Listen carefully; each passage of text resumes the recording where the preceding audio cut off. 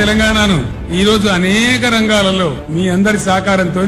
Number 1 స్థానాన్ని తీసుకొని పోయినాం. ఈ రోజు తలసరి ఆదాయంలో తెలంగాణ నంబర్ 1, తలసరి విద్యుత్ వినియోగంలో తెలంగాణ నంబర్ 1, మంచినీళ్ల రంగంలో తెలంగాణ నంబర్ 1, పల్లెలలో చెట్లు పెంచి పచ్చదనం పెంచి పారిశుధ్యాన్ని పెంచి చక్కటి